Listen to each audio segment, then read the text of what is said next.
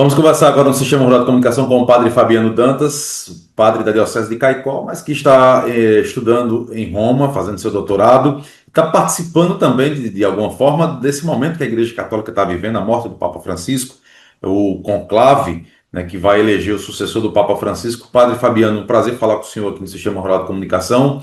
É, que expectativa dá para lançar aos ouvintes aqui da nossa programação sobre o conclave? O conclave vai começar nesta quarta-feira, mas todo um preparativo, né? Todo o preparativo está acontecendo na cidade do Vaticano, mas no mundo inteiro a população ela está nas expectativas, né? Está aí buscando informações, querendo saber como é que está os preparativos do conclave. O que é que dá para falar aqui para os ouvintes? Bom dia.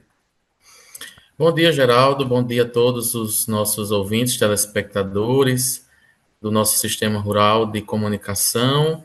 É realmente um momento muito especial, né, que acontece com muita raridade, porque nós sabemos que o Papa ele tem um cargo vitalício, ele pode até renunciar, como aconteceu no passado com o Papa Bento XVI, há não muitos anos, mas normalmente é um cargo vitalício, né? Então nós não temos como prever quando haverá um novo conclave, porque isso acontece somente quando o sumo pontífice falece, que foi o que aconteceu recentemente com o nosso amado, querido Papa Francisco. Então é natural que exista uma expectativa muito grande por parte dos católicos do mundo inteiro, principalmente nos tempos atuais em que tudo é televisionado, né? Nós temos quase 6.000 jornalistas inscritos na Santa Sé, então daí você pode tirar o quanto o mundo inteiro está globalizado, está ligado, esperando que a fumaça branca, né, saia pela chaminé da Capela Sistina. E para nós que estamos aqui, que temos o privilégio de estarmos aqui na cidade de Roma, essa expectativa ela se torna ainda maior, né? Porque nós temos a oportunidade de viver isso em primeiríssima pessoa, né? Por exemplo, eu que estou aqui no Colégio Pio Brasileiro, estou convivendo diariamente com os cardeais brasileiros, os 7 cardeais votantes e ainda o cardeal Damasceno.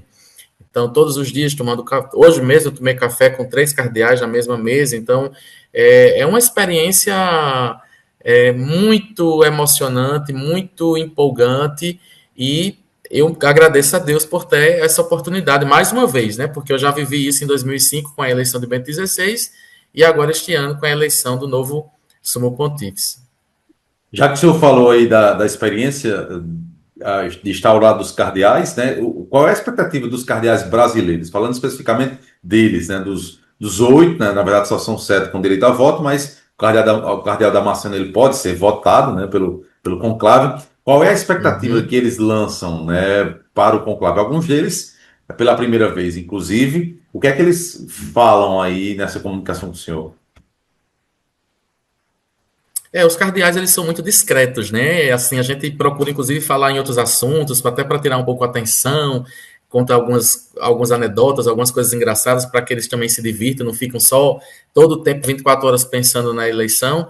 Mas do pouco que eles falam, do pouco que eles comentam, o que a gente percebe é que existe um desejo, primeiro, de que o legado do Papa Francisco seja continuado. Então, a gente nota isso, que o desejo dos cardeais é que os avanços alcançados pelo Papa Francisco, sobretudo no que diz respeito a uma igreja inclusiva, a uma igreja que dialoga com a sociedade, a uma igreja que é aberta, né, para dialogar com o mundo, esses avanços eles devem continuar. É um desejo dos cardeais de que isto continue e que, sobretudo, seja alguém de consciência, né? Um Papa que saiba dialogar com todo mundo, que possa preservar sempre a unidade natural, existe no mundo inteiro, para que a igreja continue a sua missão de evangelizar e de ser um sinal visível da missão do próprio Cristo na Terra. Padre, é fato, né, que o Papa o cargo do Papa, né, o Papa é um líder de 1 bilhão, mais de 1 bilhão de católicos, mas o cargo do Papa é um cargo de chefia de Estado. O Papa é um chefe de Estado. O próximo Papa também terá essa missão, assim como o Papa Francisco, de chefiar o Estado do Vaticano, o país do Vaticano, e pensando nessa perspectiva, tratar de assuntos com várias partes do mundo, dialogar com o mundo. Os próprios cardeais, agora há pouco, né, eles pediram orações, pediram a paz do mundo, pediram a paz no Oriente. O Papa também tem esse papel, né, de ser chefe de Estado? Tem esse papel de ser chefe de Estado e ainda mais, né? O Vaticano, o Estado do Vaticano, historicamente, ele tem um papel muito importante na diplomacia internacional, né? O Vaticano, ele é chamado frequentemente para mediar conflitos, justamente por ser um Estado neutro, né? Um Estado que não é armado, né? Nós temos apenas a Guarda Suíça que faz a proteção pessoal do Santo Padre. Então, é um Estado que é convocado frequentemente para mediar conflitos. Então, o Papa, ele também é um diplomata, ele também é uma pessoa que tem uma influência muito grande na geopolítica, na mediação de conflitos, como eu já disse, e aquele que vai ser escolhido, ele está consciente dessa sua missão também, né? Os cardeais, obviamente, não vão escolher uma pessoa que não tenha esse perfil, que não tenha também essa expertise, né? Então, acredito que, com certeza, essa missão do Vaticano, diplomática do Vaticano, ela vai continuar existindo, ela é muito importante, e o Papa vai ser ainda sempre este sinal visível de unidade, de paz, alguém que grita pela paz, que luta pela paz, como fez o Papa Francisco nos seus 12 anos de pontificado. Infelizmente, a sua voz foi pouco ouvida, né? Nós estamos vendo aí tantas guerras acontecendo ao longo do seu pontificado e ao redor do mundo, né? Hoje acordamos com essa notícia triste lá do primeiro-ministro de Israel, dizendo que quer expulsar todos os palestinos da faixa de Gaza. Então, certamente, o Vaticano vai ser sempre esse farol de lucidez, vai sempre empunhar a bandeira da paz, sem tomar partido, né, necessariamente, mas buscando sempre o bem-estar, a paz e os direitos humanos, né, de todos. Falando um pouco aí da relação do conclave em si, né? Além dos cardeais, as pessoas que trabalham no Vaticano, que vão trabalhar no conclave, elas fazem um voto aí de silêncio, né? Para que as informações não possam vazar de certa forma para a população ou para a imprensa, enfim, de alguma forma.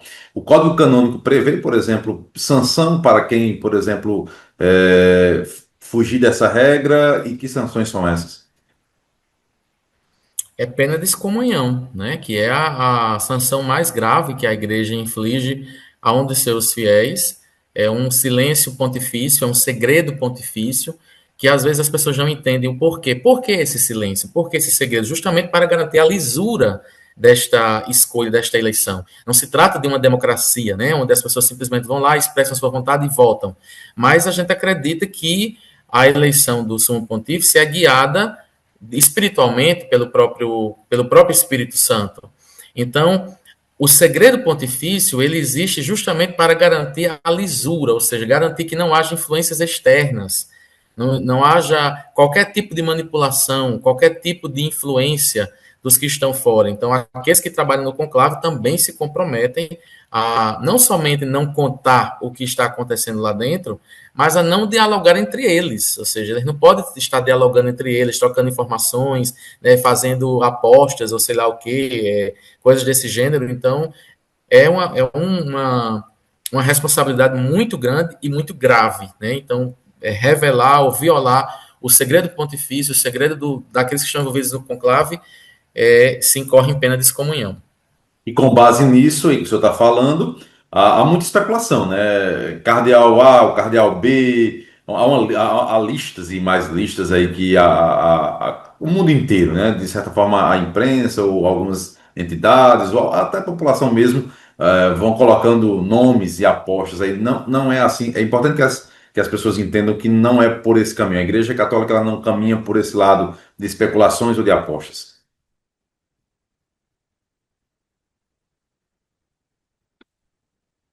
Essas listas ou essa tentativa de adivinhar, né, até pela questão do furo jornalístico, as pessoas têm aquela vontade de ser o primeiro.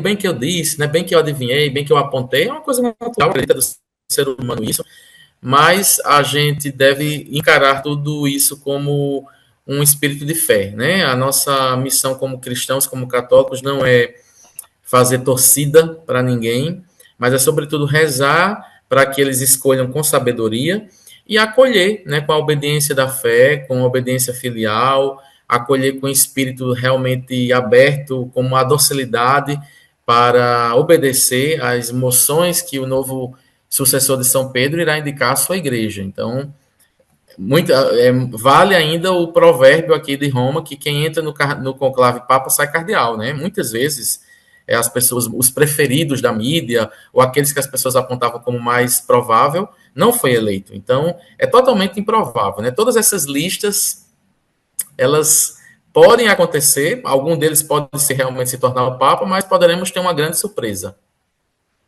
E com base nessas questões que a gente está discutindo aqui, a Igreja Católica também pensa no legado do Papa Francisco. O Papa Francisco deixou um legado e evidentemente que o próximo Papa, independente de quem seja o cardeal escolhido, deve também seguir ou se basear no legado do Papa Francisco e também no legado dos demais papas.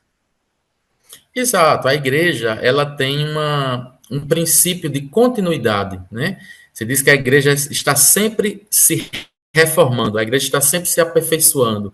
Então, o magistério dos papas, eles não são contraditórios entre si. Existe uma linha de continuidade. É bem verdade que cada papa imprime a sua característica própria, né, aquilo que ele julga ser o mais importante naquele período específico em que nós estamos vivendo. Então, não existe essa ideia de que o próximo papa poderá romper com o legado de Papa Francisco. Isso não é possível, né? Não é algo que faz parte da tradição do magistério da igreja. O próximo Papa, com certeza, vai ter continuidade a temas que foram levantados pelo Papa Francisco. Eu acredito que até, sobretudo, os temas mais importantes, como a evangelização permeada pela alegria, a igreja como uma casa de portas abertas, uma igreja em saída e, portanto, missionária, uma igreja inclusiva, uma igreja que dialoga com a sociedade, isso vai continuar. Né? Isso ficou muito claro nas congregações gerais. Essas últimas reuniões que os cardeais fizeram, o Vaticano divulgou um resumo, né, daquilo que foram as colocações dessas congregações gerais, e o perfil que os cardeais estão delineando é justamente de alguém que continue o legado do Papa Francisco, mas, claro, do seu próprio jeito. Como o Dom Odilo, o cardeal de São Paulo, ele disse uma certeira: nós não teremos uma xerox de Francisco, porque cada pessoa é única, né? Cada pessoa é individual. Mas aquilo que de bom o Papa Francisco trouxe para o centro da reflexão da igreja, a sinodalidade, por exemplo, isso vai continuar, né? Porque é o Espírito quem conduz a igreja e certamente o sucessor de Pedro e sucessor imediato do Papa Francisco vai dar continuidade a essas moções que ele teve no seu pontificado. O senhor teve a oportunidade de conviver com o Papa Francisco? Quem foi o Papa Francisco para o Padre Fabiano? Que legado ele deixa, na sua opinião? Conviver eu não tive, né, essa oportunidade, estive pouquíssimas vezes de frente a frente com o Papa, tive a graça de cumprimentá-lo no dia 4 de abril do ano passado, quando o nosso colégio fez 90 anos, nós tivemos uma audiência e eu cumprimentei, a única coisa que tive, né, ação para dizer foi de agradecer, obrigado, Santo Padre, né, obrigado, olhando nos olhos dele, por tudo que ele fez e por tudo que ele representa na vida da igreja e na minha vida em particular, né? Para mim, o Papa Francisco, ele representa um divisor de águas na minha vida como sacerdote, justamente por nos apontar o evangelho, né? Esse Papa Francisco, ele não trouxe nenhuma novidade se a gente for olhar de perto. Qual foi a novidade que o Papa Francisco trouxe? A novidade foi: olhe para o Evangelho, olhe para o jeito de Jesus. Como é que Jesus tratava as pessoas? Quem eram os preferidos de Jesus? Jesus julgava ou Jesus acolhia? O que ele fez? Ele nos fez olhar de novo para o Evangelho. Porque com muita facilidade a gente pode se perder nosso caminho, né? Com tantas coisas superficiais ou colocando outros interesses que não são estritamente aqueles do Evangelho. Então, para mim, ele foi um grande reformador no sentido positivo da palavra, apontando para o Evangelho, apontando para a pessoa de Jesus, nos levando a refletir sobre a necessidade de sermos pessoas simples. Quando ele disse que sonhava com uma igreja pobre para os pobres, eu acho que isso nós não podemos perder de vista, né? Nós devemos continuar seguindo nesse mesmo traçado, porque isso vai seguir os passos de Jesus. E o senhor segue a missão com os estudos aí em Roma, com o doutorado? Isso, atualmente eu estou passando uma temporada na Alemanha, né, estou passando 6 meses, desde o mês de janeiro eu estou na cidade de Freiburg, estudando alemão, é um dos requisitos também para o meu doutorado. Nesses dias de conclave, eu então voltei para Roma para poder também viver esse momento, né, acompanhar de perto um momento tão importante e histórico. Logo depois do conclave, eu voltarei para a Alemanha e depois retorno, obviamente, para Roma para dar continuidade à minha tese. Né? Eu já estou no processo de escrever, já escrevi um capítulo, e se Deus quiser, aí nos próximos 2 anos, acredito, se Deus quiser, com a ajuda de Deus, eu devo terminar o doutorado em teologia bíblica. Padre Fabiano, muito obrigado pela participação aqui no Sistema Rural de Comunicação. Parabéns pelo trabalho do senhor aí. E mais alguma informação que o senhor queira acrescentar, fica à vontade. Aproveito também para deixar uma mensagem aqui ao povo de Seridó, ao povo da Diocese de Caicó, tendo em vista aí a eleição do próximo Papa. Muito obrigado. Eu agradeço, Geraldo, nessa oportunidade até de levar a minha voz, a minha mensagem para o meu povo, né, o povo da minha diocese, o meu povo querido, onde eu nasci e me criei, onde eu desenvolvi toda a minha missão como sacerdote. Eu quero dizer que a nossa Diocese de Caicó está vivendo um momento muito especial e muito importante, porque nós estamos recebendo não somente um Papa novo, como também um bispo novo, né? O nosso bispo Dom Antônio, que vai chegar no dia 14 de junho. Então, podemos dizer que é tudo novo, né? É tudo de novo na nossa Diocese. Então, eu acho que nós temos que acolher esta novidade de Deus com o coração aberto, né, com vontade de fazer o reino de Deus crescer no nosso meio.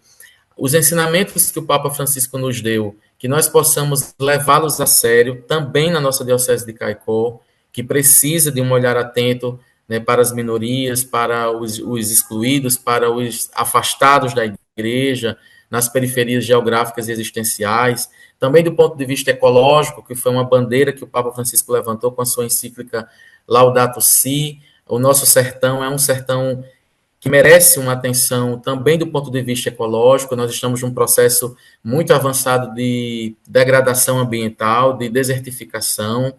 Nós precisamos dessa mentalidade ecológica, cuidar da casa comum, cuidar do nosso sertão, cuidar do nosso seridó, e com certeza com a ajuda do nosso bispo novo, né, o bispo que vai chegar, o sucessor dos apóstolos, para guiar a igreja do Seridó. Nós temos uma oportunidade muito grande, né? Porque o grande perigo nosso é a gente endurecer o coração, não querer mais mudar. Não, já está bom desse jeito, eu já estou acostumado dessa maneira. Não, de maneira alguma. O Espírito Santo sempre nos impulsiona a aprender mais, a sair de nós mesmos, né?